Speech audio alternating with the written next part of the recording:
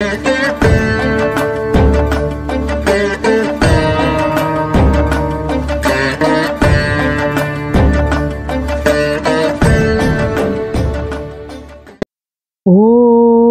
नमः शिवाय। आसितगिरिसमं स्यात् कच्चलं सिन्धुपात्रे, सुरतरुवरशाखा लेखनी पत्रमूर्वे।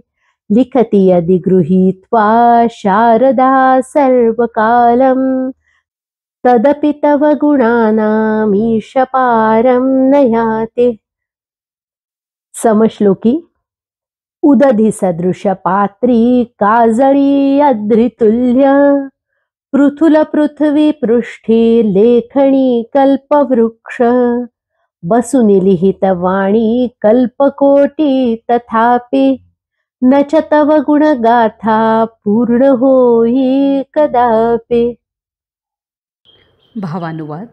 हे ईश्वरा, समुद्राच्या पात्रात काळ्या डोंगरा एवढे काजळ शाई म्हणून घेतले, कल्पवृक्षाच्या फांदीची लेखणी केली, पृथ्वीचे पान केले आणि हे साहित्य घेऊन प्रत्यक्ष सरस्वती सर्व काळ लिहित राहिली, तरीसुद्धा तुझ्या गुणांच्या तीरापर्यंत ती जाऊ शकणार नाही.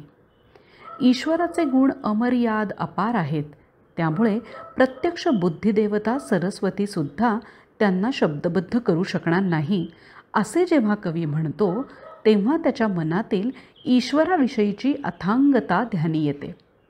हा आणि यापुढील श्लोक मूळ स्तोत्रातील नसून प्रक्षिप्त असावेत असे मानले जाते, कारण आता पुढील श्लोकातून पुष्पदंताचा तृतीय पुरुषी उल्लेख व स्तोत्र पठनाने मिळणाऱ्या फळाचा उल्लेख असे दोन्ही उल्लेख दिसतात.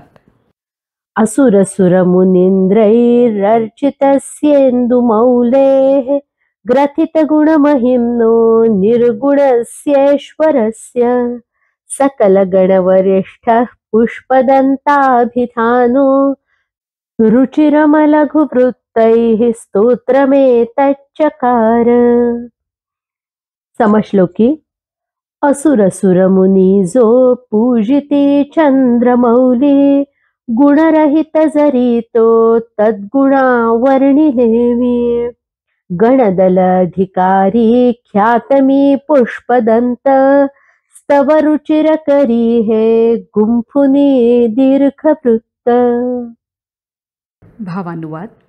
सर्व गुणांमध्ये श्रेष्ठ असलेल्या पुष्पदंत नावाच्या गंधर्वाने राक्षस देव आणि श्रेष्ठ मुनींनी पूजिलेल्या, ज्याच्या गुणांचा महिमा गुंफला गेला आहे अशा आणि तरीही जो निर्गुण गुणातीत आहे अशा चंद्रशेखर महेश्वराचे हे सुंदर स्तोत्र शिखरणीसारख्या मोठ्या वृत्तांच्या मदतीने रचले. ओम